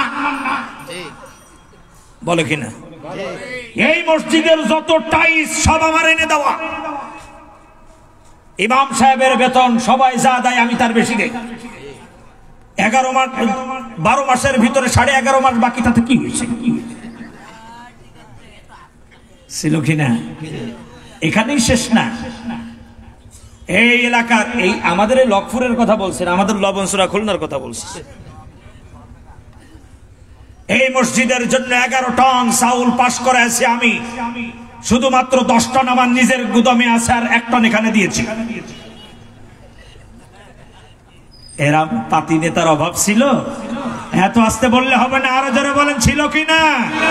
বলে যে এরা এমন ভাবে কথা বলে মনে হয় যেন আমরা মুসলমানই নাই, হুজুররা এমন ভাবে বলে।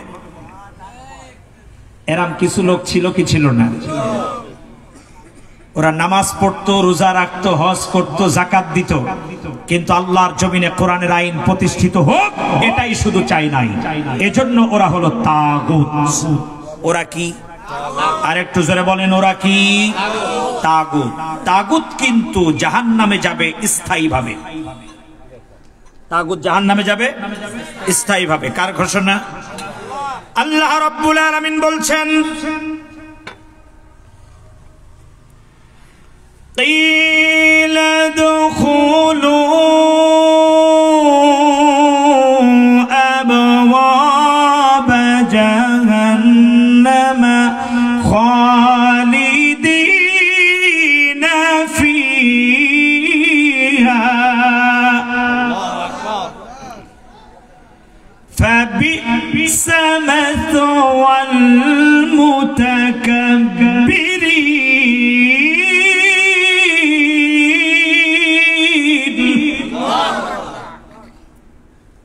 তারা জাহান্নামে যাবে অস্থায়ী না স্থায়ীভাবে? স্থায়ীভাবে।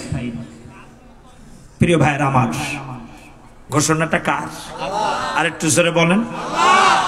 তাহলে এই তাগুত এরা চাই কোরআন দিয়ে সব ঠিক আছে, শুধু একটা জায়গায় কোরআন থাকবে না। সেটা কোন জায়গায়? একটু জোরে বলেন। সংসদে কোরআন থাকবে না, এটাই হলো তাদের টার্গেট। ভালো করে মনে রাখুন, তারা 70 রাকাত তাহাজ্জুদ পড়ুক আর 80 রাকাত পড়ুক, এরা আল্লাহর ওলি খুঁজে পাওয়া গেছিল না? এখনো আছে। 70-80 রাকাত করে তাহাজ্জুদ পড়ত।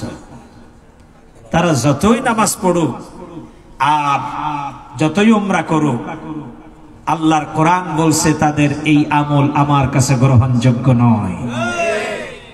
ভালো করে মনে রাখবেন, ইয়া আইয়ুহাল্লাযীনা আমানু, আল্লাহ বলছেন যারা ঈমান এনেছো, আতিউল্লাহ, আনুগত্য হবে কার? তা আল্লাহর আনুগত্য মানে কি? শুধু নামাজ পড়া, শুধু রোজা রাখা, শুধু যাকাত দেওয়া নয়। আতিউল্লাহ, আল্লাহ তাআলা শরিয়ার মাপকাঠি দিয়ে যে সুন্দর একটা ম্যাপ আঁকিয়ে দিয়েছেন, এর বাইরে যদি যাই, যতই নামাজ পড়ি আর রোজা রাখি, কাজ হবে। একটু আসুন, বলছিলাম যে এদের নামাজ রোজা কোনোটাই আল্লাহর কাছে কবুলযোগ্য নয়। তার বাস্তবতা হলো আমাদের একটু বড় তাগুতের কাছে যেতে হবে। ওটার নাম আব্দুর রহমান, আব্দুল করিমের পরেও, হ্যাঁ, যারা কাফের অমুসলিম এদের কথা তো বাদই দিলাম, কিন্তু যাদের নামের সাথে মুসলমানের ভাব আছে, যারা নামাজও পড়ে, আল্লাহকেও স্বীকার করে, শুধু একটা জায়গায় সমস্যা, তারা আল্লাহর জমিনে কোরআনের আইন প্রতিষ্ঠিত হতে দিতে চায় না। দেখুন তো, ইবলিস কি কোনোদিন আল্লাহকে অস্বীকার করছে? আর একটু জোরে বলেন। যত জায়গায় আল্লাহ রাব্বুল আলামিনকে ডাক দিয়েছেন, প্রত্যেকটা জায়গায় ইবলিস কাকে স্মরণ করেছেন? আল্লাহকে রব বলে স্বীকার করেছেন। কারণ আমাদের এখন যেতে হবে সবচাইতে বড় তাগুতের কাছে। বড় তাগুতের নাম কি? আজাজিল শয়তান। সে আল্লাহকে কত সুন্দর করে ডাক দিয়ে দিয়ে বলতো, দেখুন তো, ক্বালা রাব্বি বিমা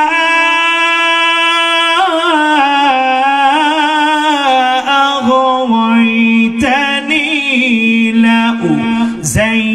লাউযায়িনান্না লাহুম ফিল আরদ وَلَأُغْوِيَنَّهُمْ أَجْمَعِينَ।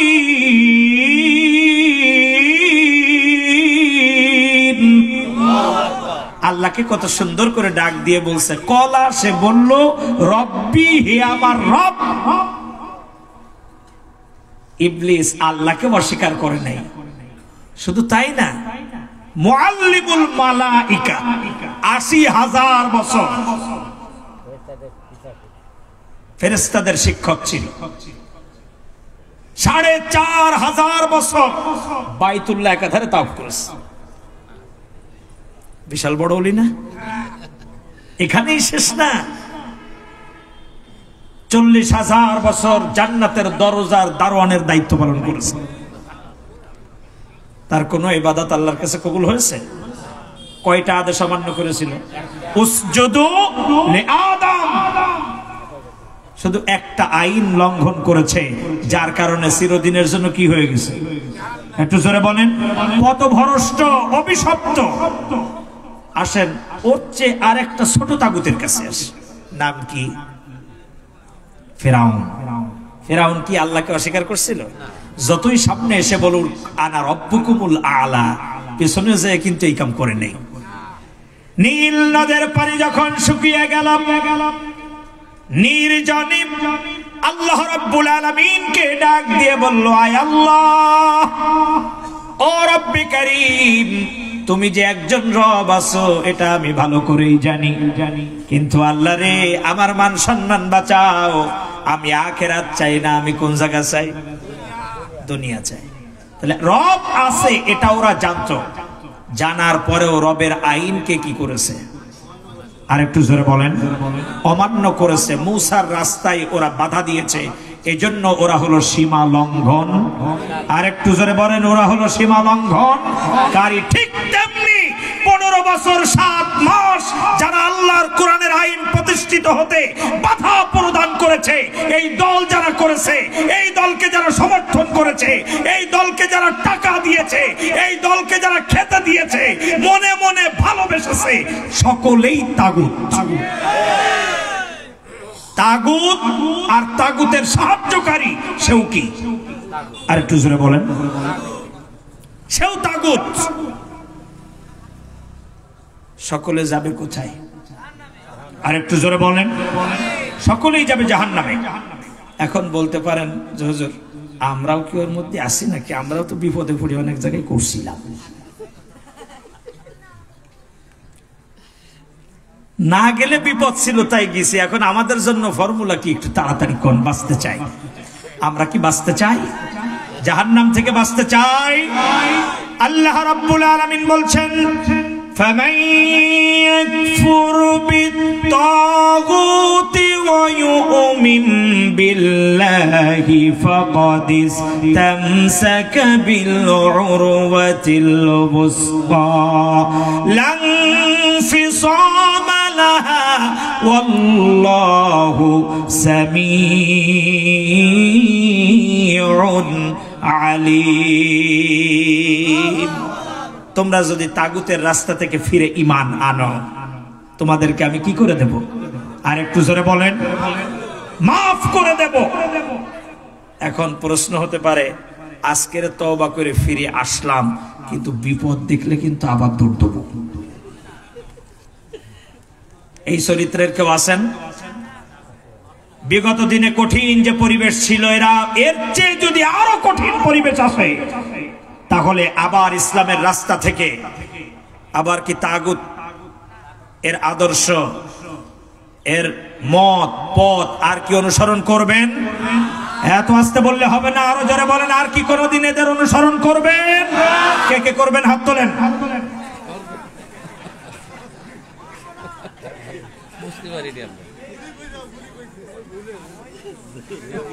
এখানে আমরা সবাই কি সামিয়া, কানে শুনি তো ঠিক মতন? একটু জোরে বলেন। মানে অবস্থাটা কেমন হয়েছে এই মুহূর্তে যে 1.5 ঘন্টা 2 ঘন্টা তাফসিরের পরে উল্টো পাল্টা হাত তুলে ফেলেছে। তার মানে বোঝা যাচ্ছে আমরা কম বেশি একটু কানে মনে হয় কম শুনতেছি আজকে, ঠান্ডা পড়ার কারণে হঠাৎ। তাইলে কিন্তু বিপদ। কারণ 2 বন্ধু ছিল। কয় বন্ধু? একটু জোরে আওয়াজ দিয়ে বলতে হবে। কয় বন্ধু? 2 বন্ধু। মজার বিষয়, 2 জন কানে কম শোনে। 2 জন কানে, এত আস্তে বললে হবে না, আরো জোরে বলেন। 2 জন কানে। যারা কথা বলবে না এখন জোরে বুঝবো তারা কানে। কয় বন্ধু? আরো জোরে বলেন। 2 বন্ধু। এখন এক বন্ধু আর এক বন্ধুকে বলছে, দোস্ত, আমার যে এই 100 ছাগল আছে, এই 100 ছাগল তুমি 1 ঘন্টার জন্য পাহারা দাও। কয় ঘন্টা? 1 ঘন্টার জন্য পাহারা দাও।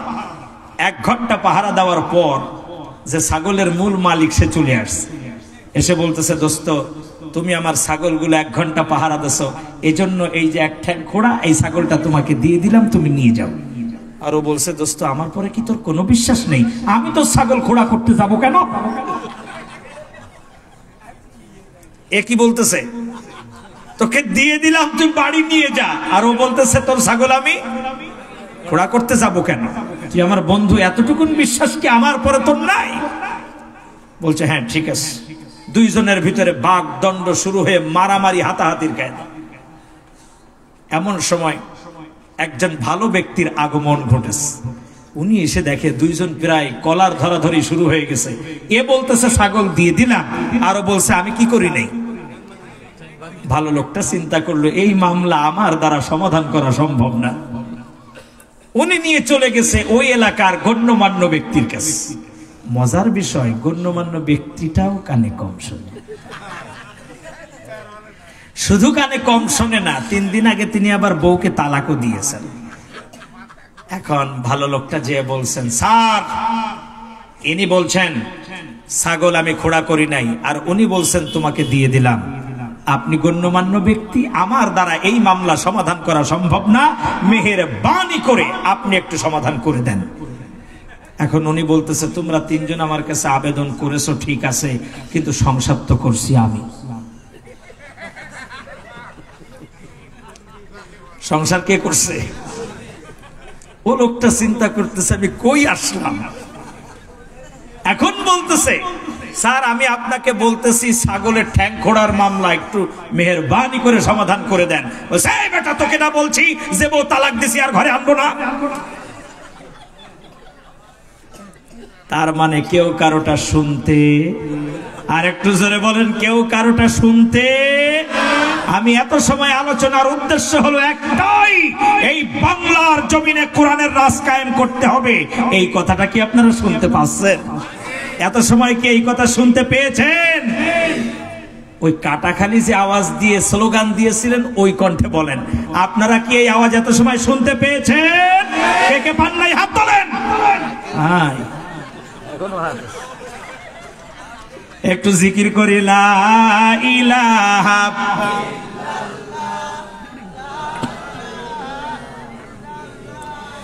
জোরে লা ইলাহা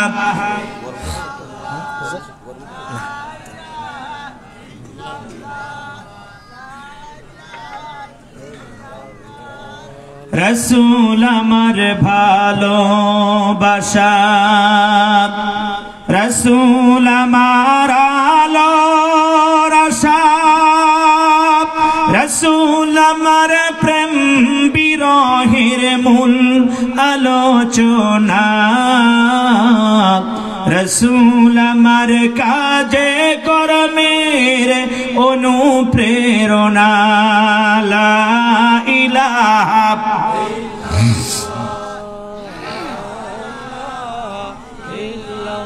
জোরে লা ইলাহা, লা ইলাহা ইল্লাল্লাহু, লা ইলাহা মুহাম্মাদুর রাসূলুল্লাহ সাল্লাল্লাহু। প্রিয় ভাইরা আমার, এবার আসুন তাহলে এই জমিনে অন্ধকার প্রতিষ্ঠিত থাক, আলো না আসুক, এটা চাবে কারা? একটু জোরে বলেন, তাগুত। এখন আপনার আমার কাজ হলো এই তাগুতের বিরুদ্ধে কি করা? একটু জোরে বলেন, সংগ্রাম করা। আপনি আমি যদি তাগুতের বিরুদ্ধে লড়াই করি, আমাদেরকে সাহায্য করবেন কে? আল্লাহু ওয়ালিয়ুল্লাযীনা আমানু ইউখরিজুহুম মিনাজ যুলুমাতি ইলান নূর ওয়াল্লাযীনা কাফারু আউলিয়াউহুমুত তাগুতু ইউখরিজুনাহুম মিনান নূরি ইলাল যুলুমাত উলাইকা আসহাবুন নার হুম ফিহা খালিদুন। যারা মুমিন তাদের সাহায্যকারী, তাদের ওলি, তাদের বন্ধুকে। আর যারা কাফের, এই জমিনে কোরআনের বিরুদ্ধে অবস্থান করবে, তাদের সাহায্যকারী হলো তাগুত। আমরা কি তাগুতের পক্ষে আর থাকবো? আরো জোরে বলেন থাকবো? আপনি আমি যদি কোরআনের পক্ষে কাজ করি, আপনাকে আমাকে সাহায্য কে করবেন? আল্লাহ বলছেন শুধু সাহায্য নয় তো, তোমাদেরকে সাহায্য করা আমার জন্য কি হয়ে যায়? একটু জোরে বলেন। ওয়াজিব। কে বলছেন?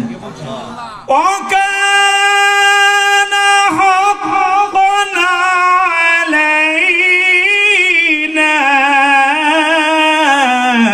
নাসরুল মুমিনিন।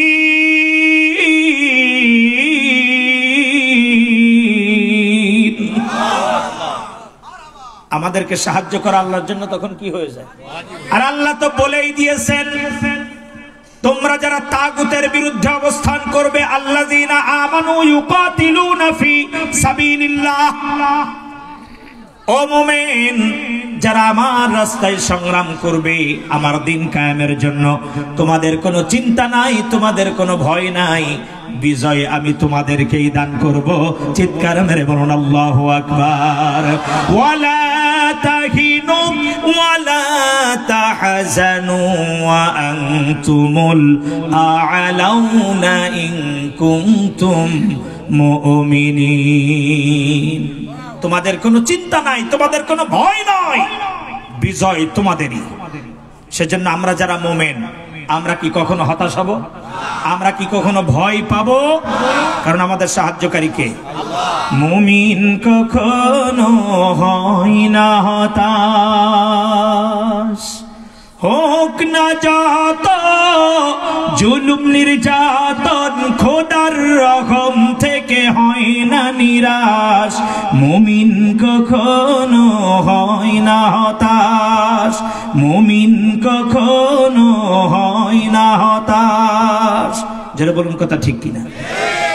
আসলে হাজার বাধা মারিয়ে যাবে, তারা ভয় করে না এক আল্লাহ ছাড়া, ভয় করে না এক আল্লাহ ছাড়া।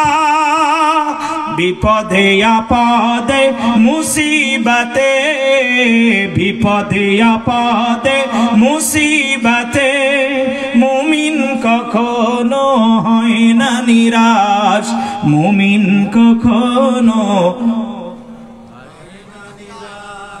জয় পরাজয় হিসাব করে না তারা, যাই শুধু সামনে গিয়ে। যারা বলুন কথা ঠিক কিনা? জয় হবে না পরাজয় হবে ওটা আমার দেখার দরকার নেই।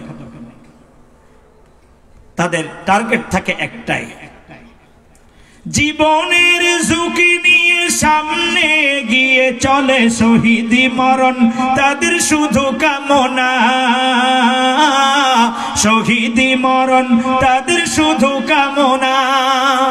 দুর্গম গিরি পথ পেরিয়ে জালিমের দল করে বিনাশ, মুমিন কখনো হয় না নিরাশ, মুমিন কখনো হয় না হতাশ। যারা বলুন ঠিক কিনা?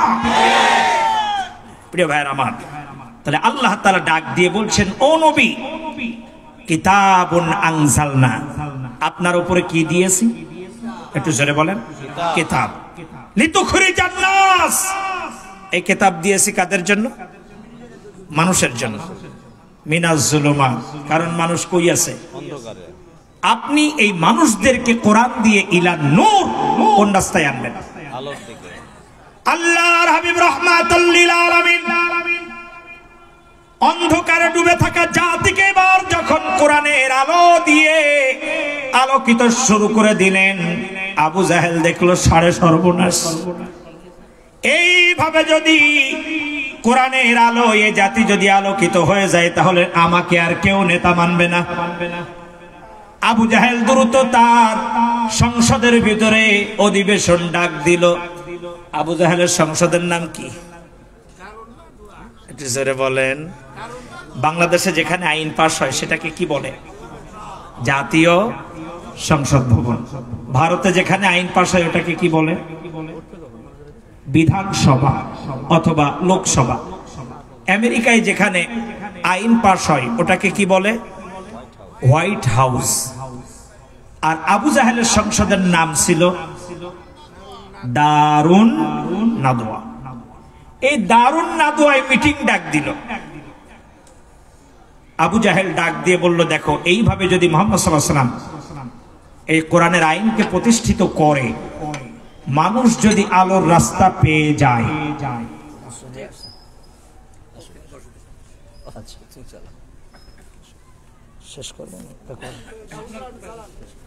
আচ্ছা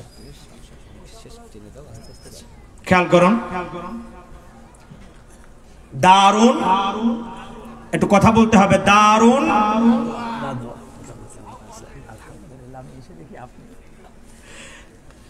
এই দারুন নাদওয়ায় মিটিং ডাক দিল।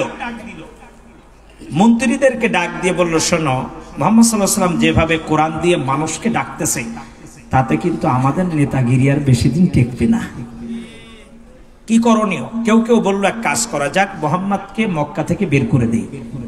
আবু জাহেল বলল, আমার সংসদে উপদেষ্টা মন্ডলী মন্ত্রীর মধ্যে যে দুই একটা মাথা মোটা আছে তা আজকে বুঝতে পারছি। কারণ মুহাম্মদ এমন একটা মানুষ, ও যেখানে যাবে সেখানেই কোরআনের বাণী দিয়ে আলোকিত করবে। ঠিক তেমনি কোরআনের পাখিরা যেখানে গিয়েছে, পলাতে গেছে, সেখানেও কোরআনের আলো দিয়ে আলোকিত করেছে। প্রিয় ভাইয়ের আমার, আবু জাহেল বলল, আমি একটা পরামর্শ দেই। বলে, কি পরামর্শ বলেন? বলে, 3 দফা কর্মসূচি বাস্তবায়ন করো, তাহলে আমরা সাকসেস। কয় দফা? وَإِذْ يَمْكُرُ بِكَ الَّذِينَ كَفَرُوا لِيُثْبِتُوكَ أَوْ يَقْتُلُوكَ أَوْ يُخْرِجُوكَ وَيَمْكُرُونَ وَيَمْكُرُ اللَّهُ وَاللَّهُ خَيْرُ الْمَاكِرِينَ। আল্লাহ বলছেন, ওই কাফেরেরা সিদ্ধান্ত নিল, সেই সময়ের কথা স্মরণ করো, ওরা সিদ্ধান্ত নিল লিউস বিতুকা, তাদেরকে বন্দী করে রাখতে হবে। তাদেরকে কি করতে হবে? বন্দী করতে হবে। কোন জায়গায়? জেলখানায়। জেলখানার নাম কি? শিহাবে আবি তালিব। 53 জনের নামে মামলা দায়ের হয়ে গেল। এর ভিতরে 7 জন নারী, 2 জন শিশু। আবু বকর, ওমর, ওসমান, তালহা, জুবাইর সব এই মামলার আসামি। মজার বিষয়, মামলার নাম কি ছিল জানেন? সূরা আল মুজাদালা। শেষ আয়াত নাজিল করে আল্লাহ সেই মামলার সমাধান দেন। মামলাটার নাম ছিল মানবতা বিরোধী। মামলার নাম কি? মানবতা বিরোধী। আবু ওবাইদা ইবনুল জাররাহ রাদিয়াল্লাহু তাআলা আনহু তার পিতাকে হত্যা করেছিল, এক কোপে আলাদা করে দিয়েছিল। ওই মামলার 1 নাম্বার বাদী ছিল ইকরামা ইবনে আবু জাহেল। রাসূল সাল্লাল্লাহু আলাইহি ওয়াসাল্লামের বিপ্লবী জীবন প্রথম খণ্ডে এই ইতিহাসটি আছে যে, আমি আমার পিতা হত্যার বিচার চাই। এটাই ছিল ইকরামা ইবনে আবু জাহেলের স্লোগান। অবশ্য 8ম হিজরির পরে তিনি আবার মুসলিম হয়ে শাহাদাত বরণ করেছিল। তার স্ত্রী উম্মে হাকিম, তিনিও কলেমা গ্রহণ করেছিলেন। আমি ওদিকে যাব না, মোহতারাম ভাই আমার এসে গেছেন। তো লিউস বিতুকা 53 জনকে তারা শিহাবে আবি তালিবে কি করলো? বন্দী করার পর প্রথম বছর খানা পিনা সব ঠিক মতন চালু ছিল, জাস্ট পয়েন্ট বলে চলে যাচ্ছে। পানি সরবরাহ ঠিক ছিল, খাদ্য খাবার ছিল, সাক্ষাৎ করারও সুযোগ ছিল। এখন মজার বিষয়, যারা সাক্ষাতে যায় তারা এসে বলে যে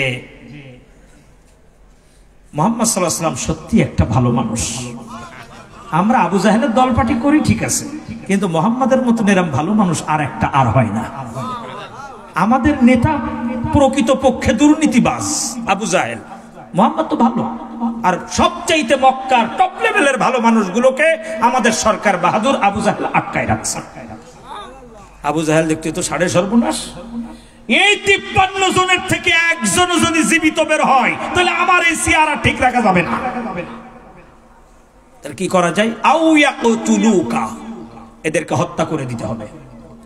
দ্বিতীয় বছর হত্যার সিদ্ধান্ত নিল। প্রথম কর্মসূচি, কেউ যদি জেলখানার গেটে দেখা করতে যায় সেখান থেকেই তাকে অ্যারেস্ট করে ভিতরে ঢুকায় দাও। অর্থাৎ আব্বার সাথে ছেলে দেখা করতে গেছে, ছেলের সাথে আব্বা দেখা করতে গেছে, জেল গেটে অ্যারেস্ট, থানা থেকে অ্যারেস্ট, কোর্ট থেকে অ্যারেস্ট। এটা হলো আবু জাহেলের সুন্নাহ। যারা এই জমিনে বাস্তবায়ন করেছে আবু জাহেলের সুন্নাহ, তারা পট্টি মাথায় দেখ আর 70 রাকাত তাহাজ্জুদ পড়ুক, এদের হাসর হবে আবু জাহেলের সাথে। প্রিয় ভাইয়েরা আমার, দ্বিতীয় বছরে পানি সরবরাহ বন্ধ। সাহাবায়ে কেরাম পানি শূন্যতার কারণে ব্লিডিং শুরু হয়ে গেছে। মহিলারা এসে বলছে, ইয়া রাসূলুল্লাহ, আমাদের স্তনের দুধ শুকিয়ে গেছে, বাচ্চাদেরকে কেমনে বাঁচাবো? আল্লাহর হাবিব বললেন, ঠোঁট চুষিয়ে চুষিয়ে রাখো। আল্লাহর হাবিবের বাথরুম ছাগলের লেদির মতন হয়ে গেছে। প্রিয় ভাইয়ের আমার, তার মানে ওদের টার্গেট ছিল যদি কারাগারে কেউ হত্যা হয় এর জন্য দায়ী তো আমি না। কেউ শাহাদাত বরণ করেছে, আবু জাহেল বলতো ওটা হলো কোর্টের বিষয় আর ওই কারাগার কর্তৃপক্ষের বিষয়, আমি ওর জন্য কিছু না। ঠিক তেমনি ও ফাঁসির রায় দিয়েছে, ও কিভাবে মারা গেছে তাকে আমি জানি না, ও কোর্টের বিষয় আর ওনার বিষয়, কিন্তু মানিক চাচা তো সব বলে দিয়েছে। এই গেল দ্বিতীয় বছর। তৃতীয় বছরে এবার সিদ্ধান্ত হলো, না এইভাবে তো হয় না। প্রিয় ভাইরা আমার, আবু জাহেলের প্রধান উপদেষ্টায় সর্বপ্রথম বাধা হলো যে না, এই ভালো মানুষগুলোকে এইভাবে হত্যা হতে দেওয়া যাবে না। আচ্ছা বলুন তো, আবু জাহেলের ঘর বাড়ি দখল করছিল না? মুহাম্মদ সাল্লাল্লাহু আলাইহি ওয়াসাল্লামকে আবু জাহেলের ঘর বাড়ি দখল করছিল? আবু জাহেলের জমি জায়গা নিয়ে গিয়েছিল, দুম্বা বকরি নিয়ে গিয়েছিল। অপরাধ একটাই, আল্লাহর হাবিবের লিতুখরিজান নাস মিনাজ জুলুমাতি ইলান নূর, এই কোরআন দিয়ে অন্ধকারাচ্ছন্ন সমাজকে আলোকিত করেছিল। এজন্যই তাদের নামে মিথ্যা বানোয়াটি মামলা দিয়ে জেলখানায় বন্দী করেছিল। ঠিক তেমনি বাংলার জমিনেও যারা শাহাদাত বরণ করেছে তাদের অন্য কোনো অপরাধ নয়, এই বাংলার জমিনে কোরআনের রাজ কায়েম করা, এটাই ছিল তাদের অপরাধ। আসুন, আমি আর সামনে যাব না, আজকে আমার প্রিয় বড় ভাই চলে আসছেন। আমি আলোচনা করছিলাম কোন সূরা, ভাই শেষ করতে গেলে আমি আয়াত পড়েছি 2টা, এক আয়াতের অর্ধেক কেবল গেছি। আয়াত কয়টা পড়েছি? 2টা। লিতুখরিজান নাস মিনাজ জুলুমাত, এখনো বাকি আছে বিইজনি রাব্বিহিম ইলা সিরাতিল আজিজিল হামিদ, আল্লাহিল্লাযী লাহু মা ফিস সামাওয়াতি ওয়া মা ফিল আরদ ওয়াইলুল লিল কাফিরিনা মিন আযাবিন শাদীদ। অর্থাৎ পুরো 1.5 আয়াত, এই 1.5 আয়াত শেষ করতে গেলে ফজরের আজান হবে, নামাজ পড়বেন, তারপরে যাবেন। রাজি আছেন? তবে আজকে আর না, আরেকদিন। আমি আলোচনা যেখানে রেখে যাচ্ছি, আমার সম্মানিত চাচা, 2 জন চাচা এখানে উপস্থিত। আমি কিন্তু এই এলাকারই সন্তান, বাইরের কেউ না। আমাকে সবাই চেনে, ওই খুলনার মানুষ, কিন্তু আমার নানা বাড়ি হলো জলসত্তর, আর গ্রামের বাড়ি, আমার জন্মস্থান হলো পিলজং স্কুল মাঠের পাশে। কিন্তু খুলনা বলে কেন চেনে? আমরা এখন সবাই খুলনাতে থাকি, ওখানে বাড়ি টাড়ি করে ওখানে এখানে আছে, বাড়ি ঘর আছে। আমি আপনাদের এলাকার সন্তান। আমার সম্মানিত 2 জন চাচা, মাওলানা ফারুক হুসাইন, মাওলানা রুহুল আমিন সাহেব হুজুর আছেন। আবার যদি কোনোদিন এই আশপাশে কোথাও আসি, এই সূরা ইব্রাহিমের অসমাপ্ত আলোচনা ইনশাআল্লাহ সেদিন আলোচনা করা যাবে ইনশাআল্লাহ। ওই পর্যন্ত আল্লাহ আমাদেরকে হায়াতে তাইয়্যিবা দান করুক। আমরা সকলে বলি আমিন। হাযা মা ইনদি ওয়াল ইলমু ইনদাল্লাহ আলাইহি তাওয়াক্কালতু ওয়া ইলাইহি উনীব। আসসালামু আলাইকুম ওয়া রাহমাতুল্লাহি ওয়া বারাকাতুহু। ওয়া আলাইকুমুস সালাম ওয়া রাহমাতুল্লাহি ওয়া বারাকাতুহু। সম্মানিত উপস্থিতি, আমরা উঠবো না, আলহামদুলিল্লাহ। এরপরে আছে আরো সুন্দর আলোচনা। আজকের মাহফিলের প্রধান অতিথি এতক্ষণ আমাদেরকে সুন্দর আলোচনা দিয়ে ধন্য করলেন আমাদের অত্যন্ত স্নেহস্পদ হযরত হাফেজ মাওলানা গাজী আল আমিন। আল্লাহ পাক তার হায়াতের মধ্যে, কণ্ঠের মধ্যে বারাকাত দান করুক বলি আমিন। এখন আমাদের সামনে